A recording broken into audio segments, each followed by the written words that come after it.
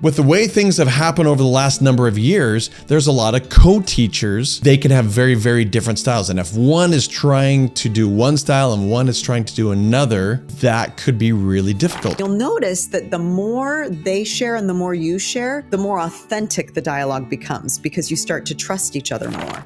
And is it still even possible to build a non-lecture culture in the classroom if it's only happening 50% of the time?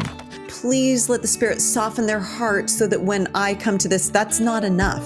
It's doing the work to make sure that your heart is softened before you even engage in that conversation. Hello and welcome to another edition of Teaching Restored, where we get to talk about how to teach the gospel of Jesus Christ. I'm Kevin Jones. And I'm Julie Hilliard. Julie, how do you teach the gospel of Jesus Christ? Like functionally, how do you do it? That's a very complicated question. It is. Maybe it would be appropriate to say it's different every time. So you have no one way of doing it? Well, I try not to because that would be boring. You're not a boring person, as we know. So. Well, I don't know. My kids might say I'm boring, but I hope to not be a boring person. We hope not. And you are not. However, yeah, we try to mix it up. Functionally, when we go and teach, a lot of times it's not the same. It depends on the audience. It depends on everything, right? But we, whether we know it or not, have kind of a certain cadence that we often use. We have certain tools that we fall back on all the time. We have a particular way that we teach, but we vary those slightly, sometimes dramatically, but usually slightly to the audience and to the topic or to the, whatever it is that we're teaching. But we have overall typically just a way of teaching. Would you agree with that? Okay, so it's so funny that you're saying this because just this morning I was thinking a little bit about a particular class that I used to teach and how I had like a system for preparing lessons. Sure. And that translated into a little bit of a pattern of teaching in the way that the lessons would go, like a cadence, like you're describing. And I started thinking in my mind, I'm like, is that a good or a bad thing? Right. Like if it's the right pattern, it could be a good thing. But is it a bad thing? And how would you know? I'm not sure. I was thinking about that this morning, though. Oh, that's cool. That's pretty neat. Okay, well, we're going to talk about this. How do you know if it's a good or a bad thing? And really the only way that not the only way. One of the most effective ways is to somehow evaluate yourself. But how do you evaluate yourself? How do you? Okay, afterwards, you know what? I did pretty well. I'll give you a quick example. I was talking to someone about the amount of time that they talk compared to the amount of time that the class talks. And they said that they were going to work on that, and they worked on it, and it was better. And I think that he only spoke 60% of the time instead of 75% of the time. And he was like, oh, that was so much better. And I just didn't have the heart to say, actually, it really wasn't that much different. Although it seemed to him to be a little bit different, right? Yeah. And so, there's our evaluation of ourselves, but there's also when we see another person teaching, we kind of evaluate that and go, oh, I like that, or oh, I didn't like that, right? We just kind of naturally do that overall. I think because as humans, we're judgy. Yeah, well, it's not always judgy. It's just, I think a lot of times it's if I see something that someone else does that I like, I want to use it. And it's not to say, oh, they're better than me. And then the other time when I go, oh, I wouldn't have done that. It's not to say, oh, they're a horrible teacher. It's just at least for me more. And I'm not thinking they're not a good teacher. Right. And hopefully because you are a good man, Kevin Jones. Oh, stop. But sometimes people are judgy. No, I totally agree with you. That does happen, right? Yeah. Of course. Yeah. But part of what you're doing is you're taking, I mean, I do this all the time. I'm like, oh my gosh, I love how they did that. And I am trying to absorb and trying to kind of say, ooh, how could I implement that? And I think it's a really, really like fantastic actually process that we're constantly trying to learn from each other. Yes, I agreed. Yeah. So I want to read a comment that someone left. Anyone can go to teachingrestored.com and leave a comment and on one of the episodes, or just send us, in a little, not survey, but a form. A message? Yeah, a little message thing. Send it to us. I want to read one. And we're going to talk somewhat about kind of an evaluation here. So this person said, I really want to do the chess timer challenge that was on Instagram. Now let's first talk about what do you remember the chess timer challenge? Yeah. Do you remember that? Yeah. I think isn't that about who's talking how much kind of a thing, and you use a chess timer to evaluate it? Yes. Yeah. It's you can get an app on your phone, and it's really easy. Just touch one part or the other screen, and you just go back and forth and back and forth and see how much time did I talk compared to the class talk. For someone to do, and me, I wouldn't do that. I wouldn't do that for myself. But if you came to me and said, hey, would you time this for me? Because I'm going to try to be better today. I could sit in class and just go back and forth and back and forth and back and forth and see how much time you compared to the class taught. Right. And it's just in and of itself, that is a very valuable tool to look back and go, oh, I talk more than I thought I did. Because I think that's actually when I've done this before, and when I've helped others do this, that is the most common reaction I've seen is, I thought I didn't talk as much. Yeah. But I guess I did. Right? Yeah. Well, and when you talk about that is how we evaluate our lessons. I mean, we have to take this back one more step, I think, and think about, if our role is not necessarily to teach, but to facilitate, then our job isn't necessarily to talk. And so I think what you're trying to dive in on or hone in on is whether or not we are in a teacher role or a facilitator role, and making sure that we're keeping our role right and not stepping into the lecture mode. Well, that's very insightful, especially considering this email that we received. So let me continue on, because it goes right to the heart of exactly what you said. Okay. This person said, I'm also worried that if I ask my co-teacher to do this for me, it may be misinterpreted, which is a real thing. Let's see. Let me keep going. I feel like her past early morning seminary classes trained her to lecture with their lack of participation. And she has more church experience than the person writing. But because the class wasn't participating, she filled in the silence maybe with lecture. Is that kind of what's being insinuated? I think that just the other teacher, the co-teacher, is just more used to lecture style. And because of a lack of participation? Well, I don't know. It almost sounds, and I could be wrong on this, but it almost sounds just like the co-teacher from teaching in the church for years. They are just used to, whether it's lack of participation or the over participation of the teacher, they're just used to lecturing and not allowing the class to participate much at all.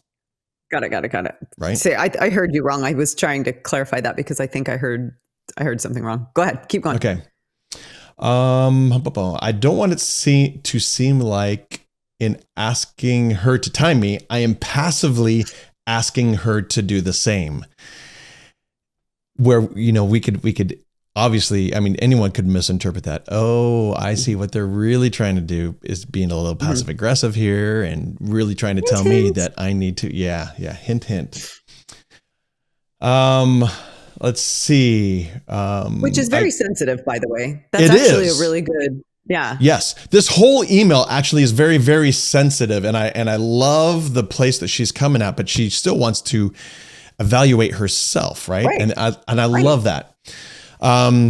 She mentions in this that her daughter mentioned to her that maybe not necessarily seminary, or it could be other church classes or whatever, but she feels like her daughter felt like teachers just talk at them.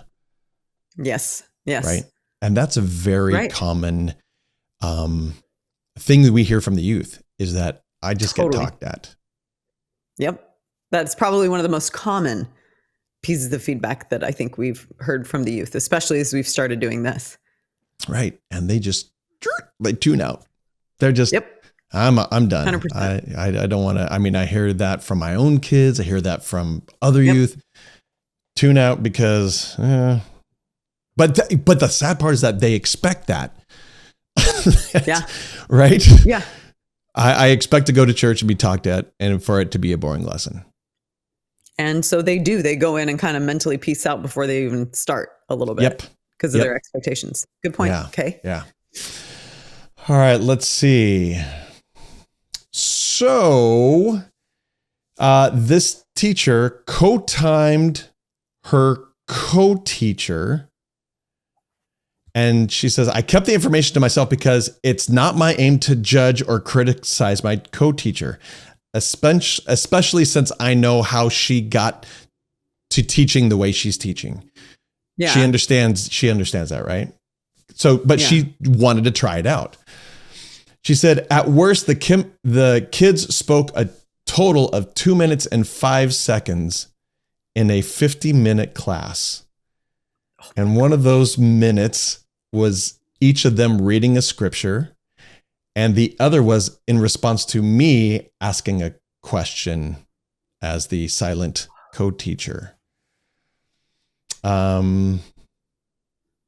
Let's see.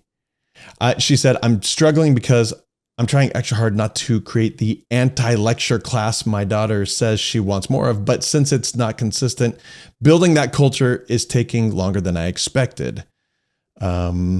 So I guess what I'm asking is, how do I ask my co-teacher to do this for me in a way that wouldn't be seen passive-aggressive towards her style of teaching? And is it still even possible to build a non-lecture culture in the classroom if it's only happening 50% of the time? So this brings up a real struggle with the way things have happened over the last number of years. There's a lot of co-teachers in church, whether it's seminary or anything else. There's a lot of co-teaching happening. You teach one week, I'll teach the other, or whatever it may be, right? And they can have very, very different styles. And if one is trying to do one style and one is trying to do another, that could be really difficult. So I'm just going to throw it out to you before we get into some other stuff, but throw it out to you, Julie. What advice would you give this teacher? Okay, so my brain is going somewhere different than I suspect your brain is going. That's okay. Let's hear it. I can't predict it. Okay, so the first thing that I'm thinking about is how to help this teacher have a conversation with her co-teacher. And how to, like, that's Very a good. difficult conversation, right? Yes. And so in my mind, I feel like that's actually number one, because the conversations that you don't have can do just as much damage as having a conversation that doesn't go well. Yes. And so avoiding this conversation because you're afraid that it's going to backfire on you can actually be just as detrimental as having it backfire. And so I'm thinking in my mind, how do I help this teacher have the conversation that she needs to have with her co-teacher?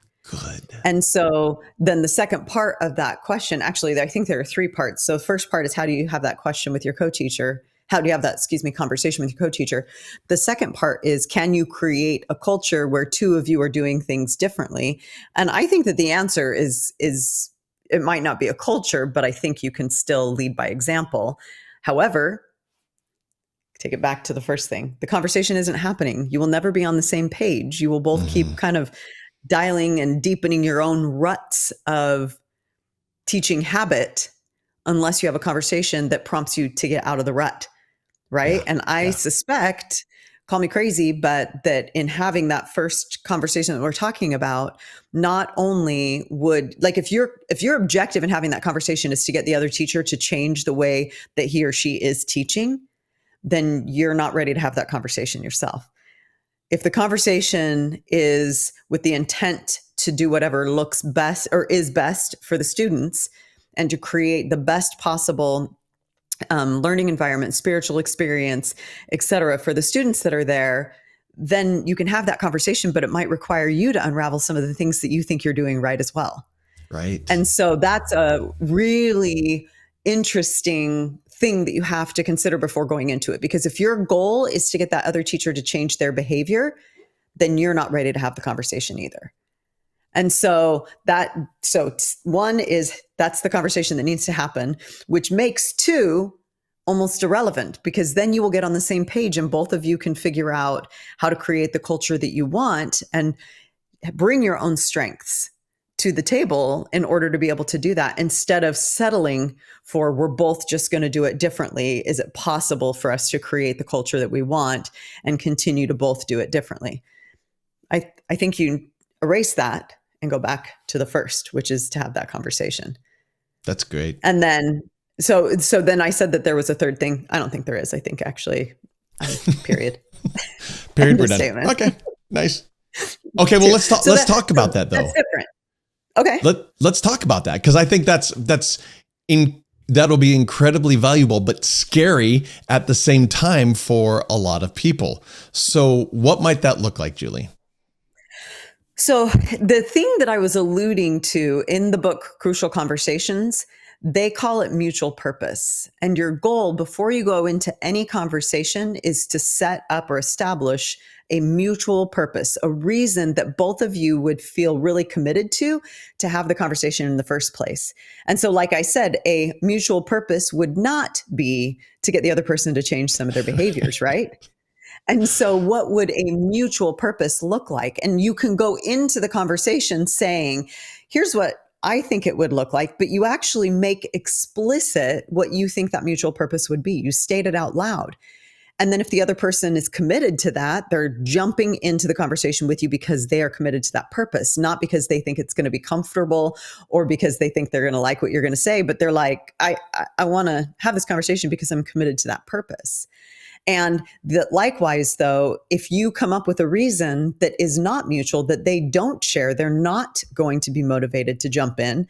And if you sense that, or if they say it out loud, then you have to take a step back and the two of you have to work together to create a reason that both of you would be committed to start the conversation in the first place. Mm-hmm. And so mutual purpose is number one. And I think that if you're co-seminary teachers, coming to that space is actually going to be pretty easy. I don't think that you're going to have a lot of argument about that.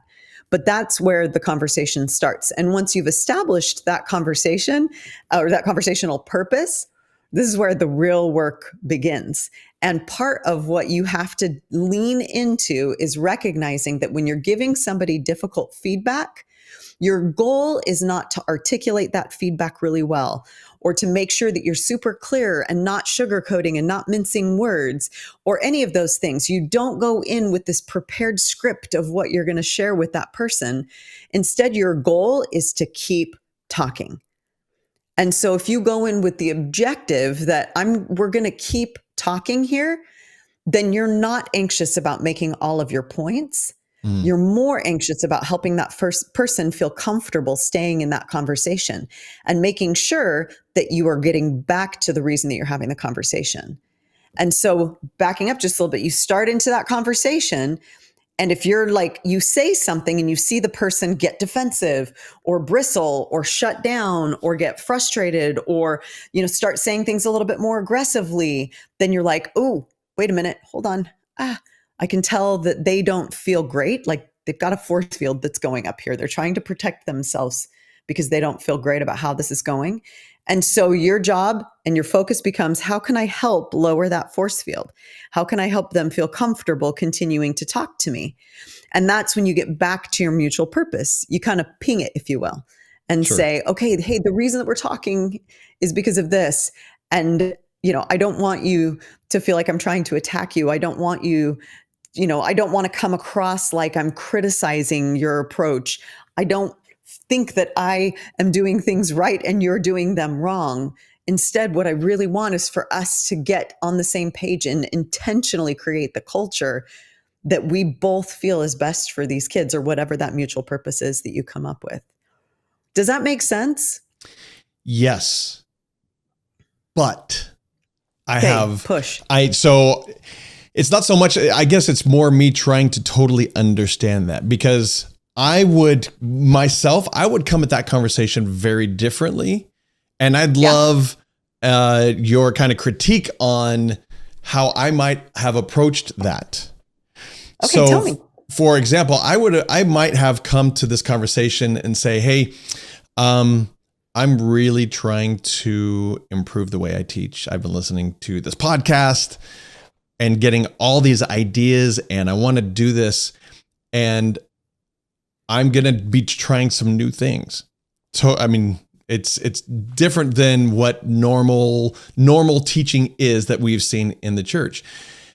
The one thing that I want to be very, very careful of, and I would just say this straight to her, is I don't want to make it ever seem like what I'm doing is a critique of what you're doing or what you're not doing. That is not what I'm trying to do. I'm just trying to be better at it with myself, but it's hard for me to evaluate myself when I'm teaching. And I was wondering if you could help evaluate me. So I've got certain criteria, certain things that I'm trying to do. Will you please help me by evaluating me in these things? Whether I'm not saying you need to do them. I'm not saying you need to try that or anything. I'm just trying to do it differently. Would you help me do that, please?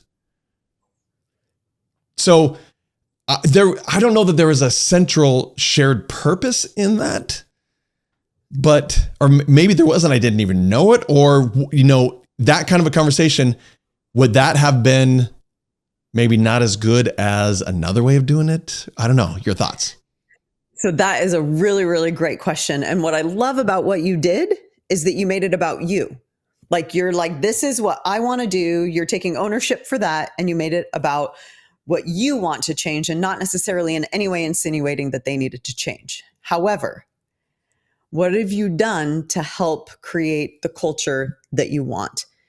If all you're doing is focusing on, because do you think that's actually truthful, or do you think that's almost a manipulative way to get them to engage? It could be. For me, it wouldn't be. It would be, you know what? Okay. It's your thing. All right. I'm not going to tell you the way, and I don't expect you to ever change the way and I'm not thinking that I'm going to be superior to this, but this is what I want to do. So that's me. But I could see how that could totally be used in the wrong way. Right. 100%. But it's not just perceived in the wrong way. It's not just perceived in the wrong way by the other person. You say used in the wrong way. So I want you to think about, though, what this person said their objective was.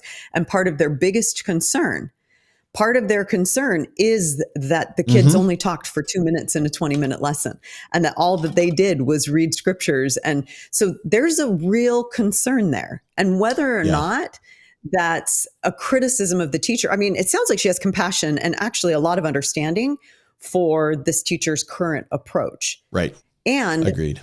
Honestly, I feel like there is some underlying kind of concern about it as well. And so she's more concerned about her feelings, or his feelings. I don't know if it's a male or female, more concerned about that co-teacher's feelings than she is about creating the right environment. And so what you just kind of did, in my mind, felt a little bit like a great approach if sincerely the only thing you want to do is some experimentation with your own teaching style. Sure. But if what your objective is to actually dig in to creating the culture together that you want for that classroom, good point. Then it's insufficient. Yeah. And it could be, it's kind of skirting the second part of the issue. You're right. Yeah, that's a good point. Because it would be saying, you do what you want to do. I'm going to do this. Can you help me do this? But if you're really concerned about the other half and how they're being taught and how they're receiving it, then that is a more difficult conversation to have. But I think it's the one that needs to take place based on what she's saying. Because genuinely, I do think that it's great if you just want to experiment with some things. That actually isn't a difficult conversation to have with a co-teacher. Right. The reason that this conversation becomes difficult is because of the fact that she's worried, like she genuinely feels some sensitivity around it because she doesn't think that this other teacher is doing it right. Mm-hmm. Like she thinks that the way that the other teacher is going about it is actually not as effective for the kids. And her daughter's coming home and saying that, right? Right. So she's got some concerns. And I think that ignoring those concerns in favor of the easier conversation is a mistake. That's good. Okay. So what kind of shared purpose? I mean, how do you bring up that shared purpose? I'm assuming that shared purpose, you have to create it together, right? You do, but you start by suggesting something, right? Okay. So you go into this conversation and you say to your co-teacher, I would love to have a conversation with you about being intentional in the type of culture that we're trying to create in our classroom. And you can say, it's not that. And this you may or may not be the truth. So you have to make sure that whatever you say, you're being honest and not manipulative. But it might be true to say, it's not that I feel like we're doing something wrong. It's that I want to make sure that we're doing it. What we do intentionally. And that we're working towards the same goal as far as what that culture of our classroom looks like. And if the other teacher eye rolls and says, are you kidding me? It just feels like more work. Then you might say to them, oh, you feel like that this is something that's going to cause more work and that it's going to be a little bit of a drain. And they're like, yeah, I've got a lot going on. And you have an empathic conversation with them as to why they wouldn't be engaged in that. I suspect that any teacher that you are co-teaching a seminary class with that is putting effort into the lessons is going to be engaged in intentionally creating a positive culture where students can thrive and spiritual learning takes place. Sure. And so you just broach it like that. And if they say, I'm not really that interested, you could say, okay, what would you be interested in? I feel like I'd love to have some goals. I'd love to be working towards something in our seminary class together. What would you feel committed to working towards? And get curious about their perspective.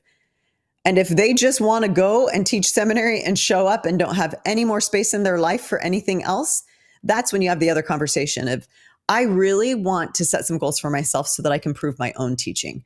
Would you be willing to engage in helping me to do that? And that's when you share some of your thoughts and ideas. I don't think you're going to end up having that like fallback conversation. I have a feeling that engaging with a co-teacher will lead to an actual conversation. So you literally just say out loud what you would like. And if they are bought in and on board, then you say, awesome. And that's where you start the conversation, is with that shared purpose. And my suggestion is that you always seek first to understand. So ask them what they think is going well, what they think, isn't, what the current culture feels like. Tell me what you feel like the default culture is looking like. Well, do we like that? What do we like about it? Are there things that we would like to change? What would we like it to look like? Well, what types of behaviors would we have to shift in ourselves? And would the students have to shift if we were trying to create that type of a culture? And that's where you start again. The goal is to stay in dialogue. The goal is to keep each other talking. And so you just start brainstorming, and both of you are hopefully talking about it. And then the problem is that at some point it might cause some defensiveness. Mm-hmm. And that's when you're like, okay, hit the pause button. What is our mutual purpose? Let's get back to that mutual purpose. Let's make sure that whatever caused the force field, we kind of identify and work on taking it down. Do you see what I'm saying? I'm literally trying to kind of, you can't really script this type of a conversation, but I'm trying to kind of suggest that the number one thing you do to start the conversation is create a reason for having it that you're both committed to. That's good. So you talked about keep the other person talking, or just keep talking, not keep the other person talking, but just keep talking, not the right? other person only. Both of you. You're staying. So dialogue is defined as like the shared, like it's like the back and forth of meaning, not information, right? It's not just, logistics, but it's like what things mean to you. You want to understand how this person perceives things, which might be different from how you perceive them. And so meaning is much deeper than information, which means that it requires an element of trust to stay in dialogue and have that free flow of meaning continue. You have to feel safe sharing. You don't want to feel like you're having to hold back or that you're trying to manipulate the conversation a certain way. You got to let go of all of that. And you've got to just both share. And you'll notice that the more they share and the more you share, the more authentic the dialogue becomes because you start to trust each other more. So again, if your goal is not to say something specific, to try and make a certain point, to try and change their behavior in some way, but instead your goal is this mutual purpose, you're going to feel a lot, you're going to process what you say in a different way than you would if you were trying to script a point. And what you're doing instead is really tuning in emotionally to how they perceive things and then willingly share how you perceive things and then kind of examining that. I kind of think about it like a talk tank, but think about it like a fish tank, right? You have a fish tank in front of you and you look at all the little fishies and you observe how they interact with each other and with their environment. Well, you do the same thing with the talk tank. You look at what they're sharing and what you're sharing, and then you see how the two things are interacting with each other. And you almost like have this view that's outside of it, like a tank, right? You're looking into this fish tank / talk tank, and you're seeing all of the ways that how you perceive and how they perceive kind of interact. And then you can evaluate together what some of the best decisions look like for moving forward. But you have to have both people's meaning in that tank to make the best possible decisions. So your goal is to get as much meaning into the tank as possible, which requires you staying in dialogue.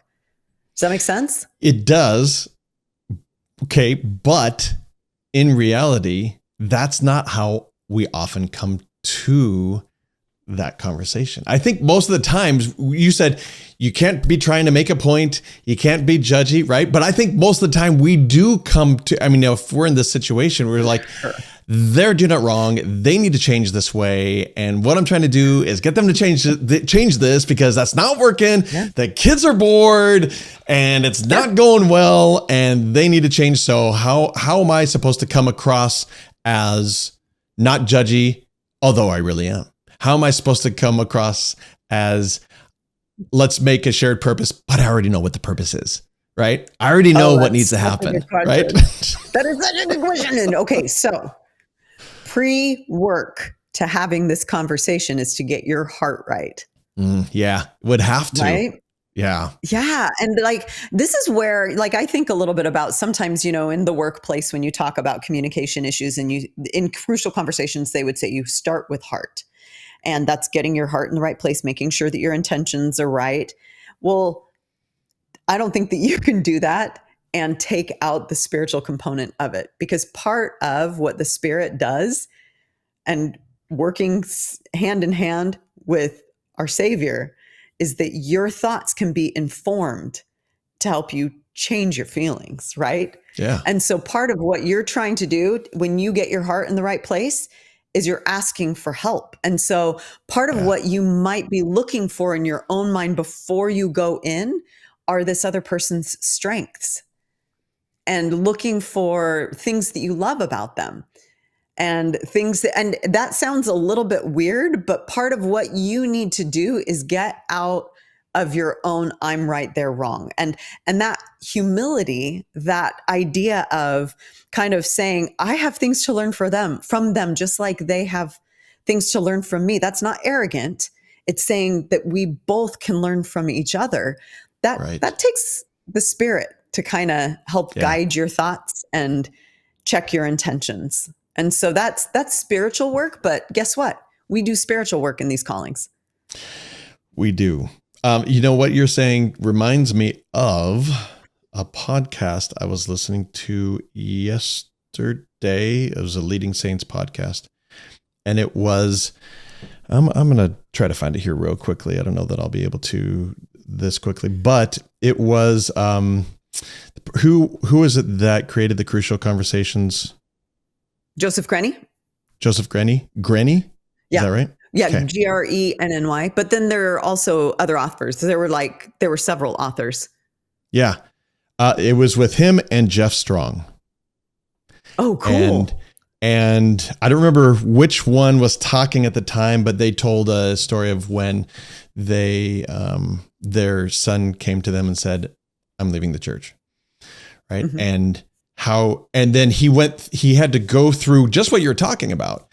All this pre-work of how do I view the situation and what am I going to Mm-hmm. say?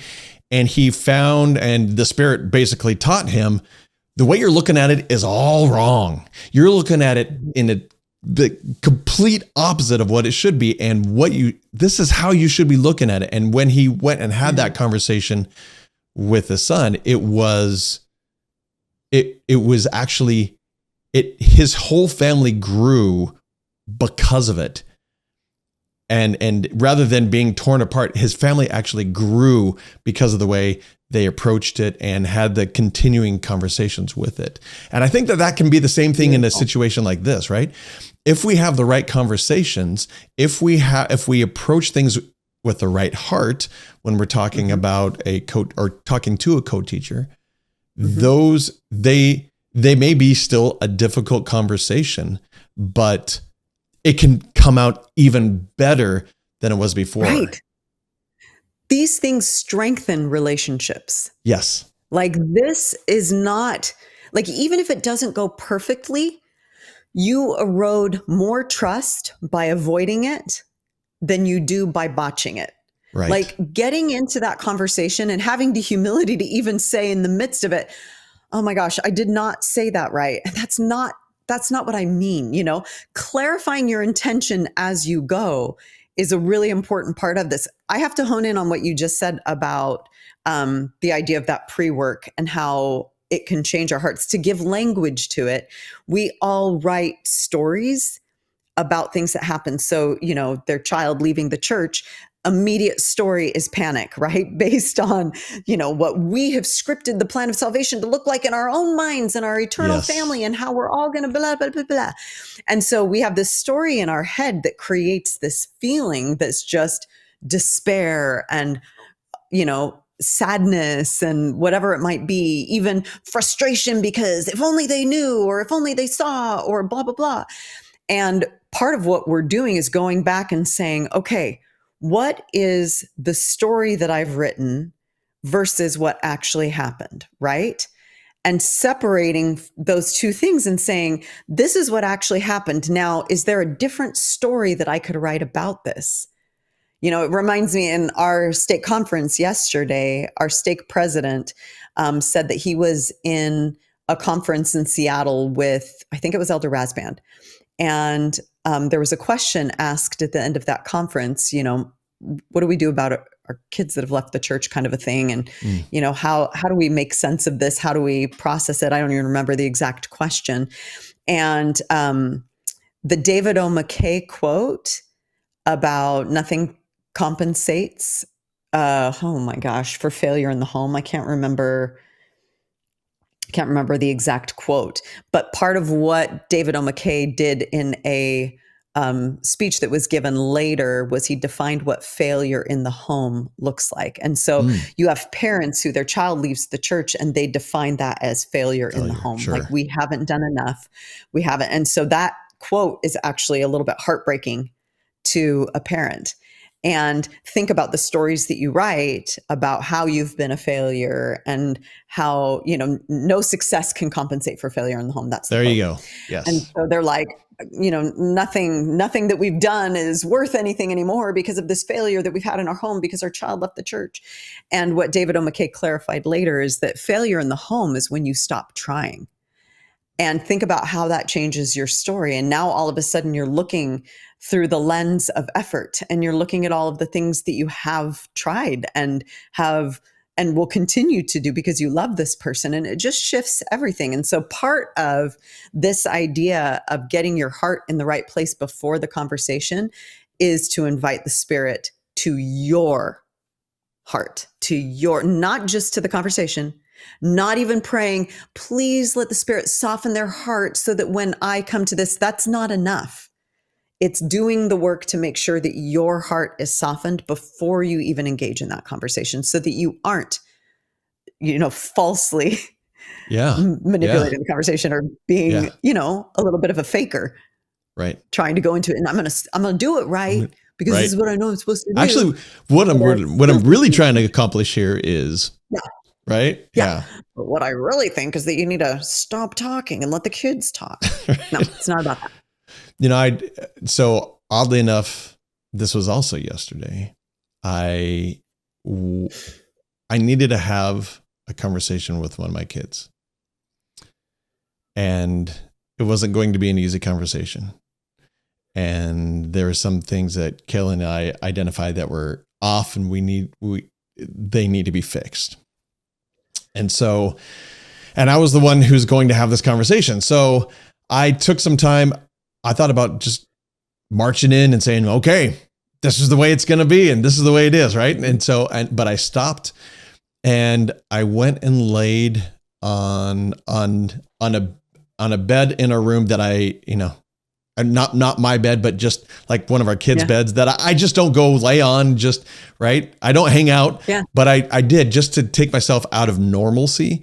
And I just laid there, and it was quiet, and I thought, and I prayed, and I was taught a totally different way to approach it. Heavenly Father more said, okay, this is the way you need to look at it. If you do this, then this will happen. But if you approach it this way, and so that pre-work that you're talking about, paid off big time, because I went in not so much saying, you need to stop, you need to do this better, you're doing this, right? It turned into a conversation where we both came out smiling. We were excited about the future, and there was no, you're doing it wrong. I could see that in this circumstance, it was more along the lines of, if you help them go do what's right, the stuff that's wrong is going to fall off. Oh, interesting. And so you focused on what was going right instead of focusing on what needed to be corrected. So don't talk about what needs to be corrected. Just go talk about where you can go together and do some good things together. And by doing that, the other stuff will take care of itself. I was like, oh, that's amazing. It was really neat. That's cool. But that could have been a really, really difficult conversation, but it wasn't. It was actually a really sweet, wonderful experience conversation in the end. Yeah. Now they don't always turn out that way, but right. Right. But what a great example, Kevin. Like, what a great example of taking the time to allow the Spirit, like that's seeking personal revelation. Like, when you think about some of these hard conversations that we have to have, if we aren't seeking for revelation beforehand, and we're like just relying on our own logic and rationale and thoughts and the ideas and scripts that we've prepared in our brain that we think are super awesome, then we have really missed out on being blessed by a bigger perspective and a broader view of things, which is what we can have when we tune in to what Heavenly Father wants us, when we ask for help, right? Right. In the podcast, the Leading Saints podcast, one of them called it, I think they called it talking under the influence. I love it. That's so awesome. If I had that term correct, it was, you're in the emotional, oh my goodness, I got to fix this, or I got to go talk to this teacher about something, and you're under that influence and you go talk to him, and that's the wrong time to go talk to him. It's that pre-work. What? I thought you meant when you're talking to them under the influence of the Spirit, and you're talking to them like what you're saying is being like drunk on emotion and that influence. Right. Okay, I got you. I was like, yes, talking to them under the influence of the Holy Ghost. Spirit, and you're like, nope, drunk talking. Yeah. I got you. I'm with you now. Tracking. Pretty much. Yeah. So that's fantastic. Yeah. That's a great term. This is probably not where you expected this conversation to go at all, right? Not at all. And that's great. I hope that was an appropriate kind of detour in where you were headed. So we're not going to go where I was headed today.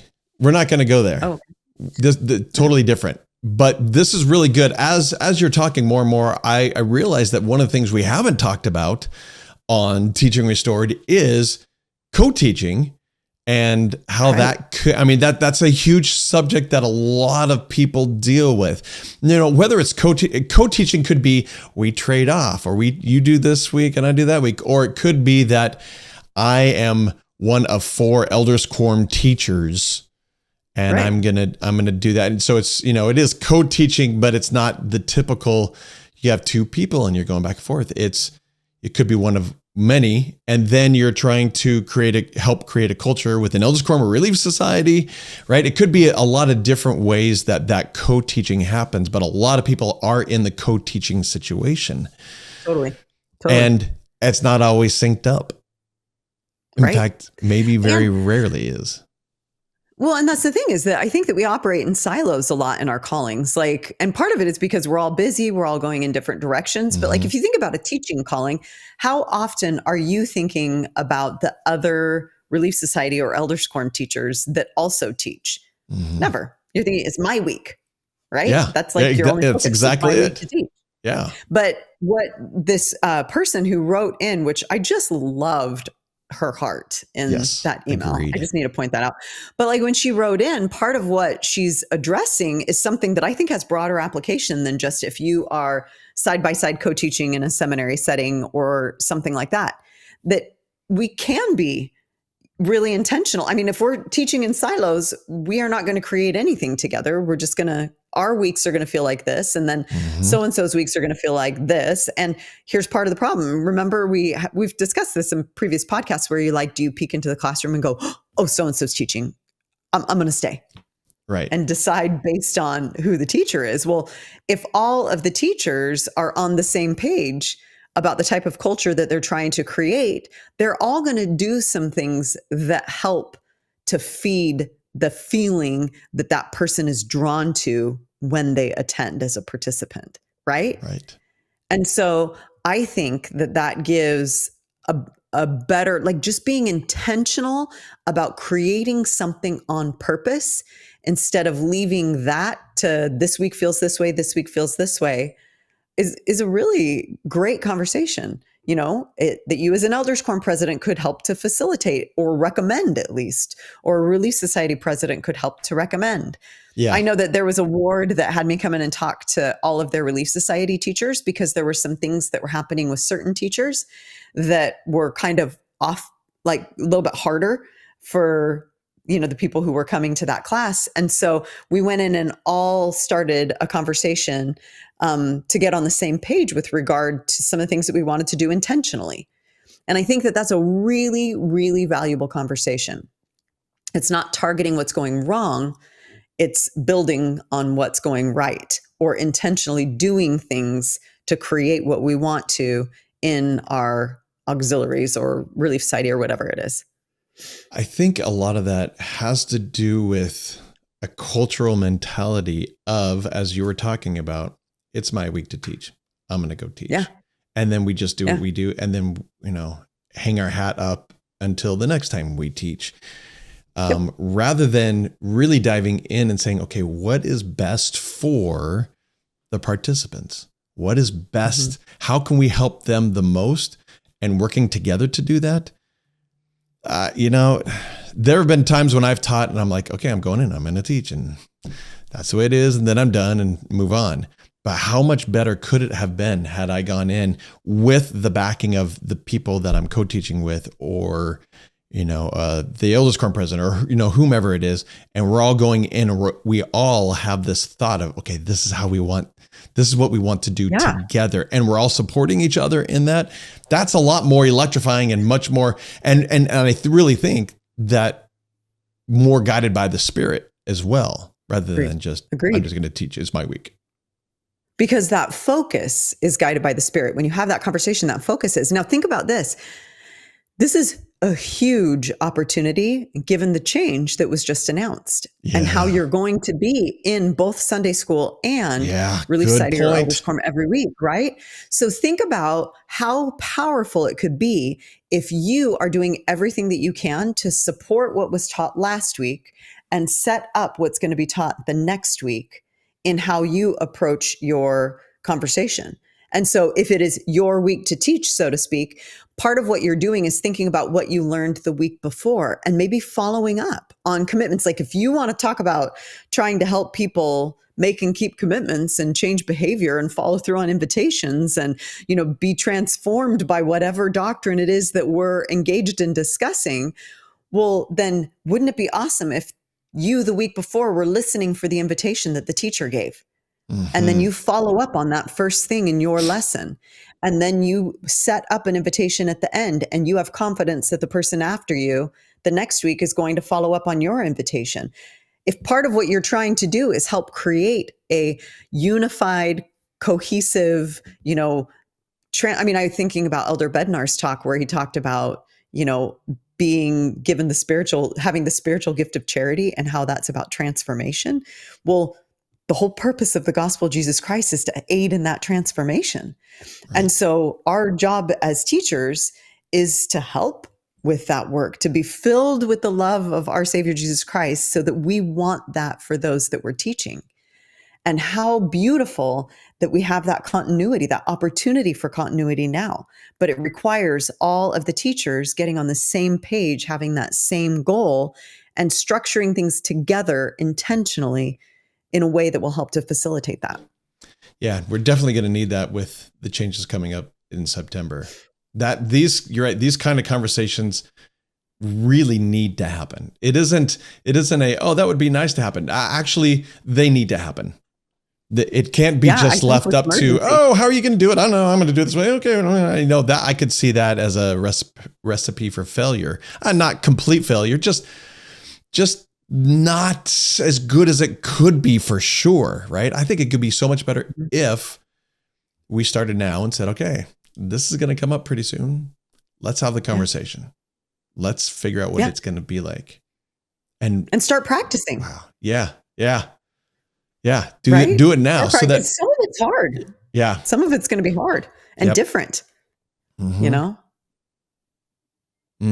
That's a good point. I remember Elder Bednar years ago, he mentioned, he said, I don't want you to go on a mission. I want you to be a missionary. We should become a missionary before we even go on our mission. I almost feel like it's that way now. If we're going to be teaching differently in September, let's, like you said, start practicing now. Figure that out now so that when we get there and we're officially doing that, it's not new. It's not weird. It's not awkward for them, for us. We already know what we're doing because we've practiced it. Right. We've done it already. And you know what? Maybe, just thought of something. Maybe this is a good idea. Maybe this is a bad idea. But maybe if you're co-teaching, let's say you're co-teaching Sunday school, gospel doctrine. Maybe you both teach each week, half and half, and you start practicing and on very, very different parts. You say, okay, you've got this part, I've got this part, and we're just how are we going to do that? Because that's about all we'll have time for then. Right? Yeah. Let's try it now. Start doing it now. Yeah. And that way you can become familiar with it when it's just every week like that. That's cool. And then you can also practice with handoffs. And then think about how you as a co-teacher are going to listen differently in class if you know what the person is working to accomplish in terms of the culture that they're trying to create. Your comments will be more focused. Yeah. Your willingness to you want to help this person accomplish this goal that you've set together. And if you involve everybody in the classroom saying, this is what we as co-teachers have come up with, this is what we intentionally are trying to accomplish together, how do you all feel about it? And see if people are bought into that. And be like, you're not trying to hide what you're trying to do from them and see if we can accomplish this and they won't even know. No, you're say it out loud, talk about it. And then everybody in the class becomes involved in trying to accomplish that purpose because they're on the same page. They are committed to what you have committed to do. Yep. And so in a month, they're going to be teaching anyways. Yeah. Right. Right. Okay. So this is not where I expected it to go, but this is crazy valuable, I think. So what is the invitation that we give to everyone to go That's a do from really, this? really good question. So I think that let's separate it out just a little bit. I think that part of what we need to go back to is that initial email, Mm-hmm. where if there is a difficult conversation that you need to have with a co-teacher, like to get on the same page, or if there isn't, maybe it is just actually about, let's go to co-teaching generally. Whether you are on the same page or not on the same page, I would encourage everyone to take the opportunity to create a mutual purpose and have a conversation about what you together or collectively want to create and establish as the culture of your learning environment. And so, to be clear, this can be two parents as well. Like in the gospel learning that Yeah, good happens in our point. home, Good like point. what do we want it to look like? And that might be a little bit of a crucial conversation with my husband and I, because he really likes to get, if it's late at night, he has a hard time wanting to engage. And so that's part of what we need to figure out, because I have some criticism about his level of engagement when we start the conversation at 10:30 p.m. Well, he's passing out because he gets up at dark 30. And so maybe instead of being mad at him, I should have a conversation with him about when it would be more effective. And let's get creative together. What is it that we want to create for our children when it comes to gospel learning in our home?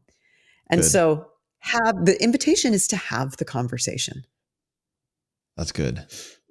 And then invitation number 2, maybe, might be to get ready for the change and have that conversation. Have that conversation now. Like you said, whether it's going well or not, it's still going to change. It still has to change. You're being forced to change, right? So start having those conversations now so that we're prepared for when the change does fully happen. Love it. Good thoughts. Good thoughts. So wow. have the conversation and do it now. Do it now. Yeah. There you go.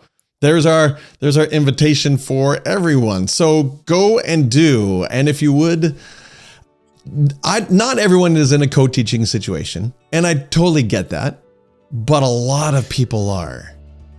So please go share this with others. Help them to go have these conversations. And Julie, you gave some incredible ways to have those hard conversations. And hopefully this person who wrote in this email got some answers from this that may help.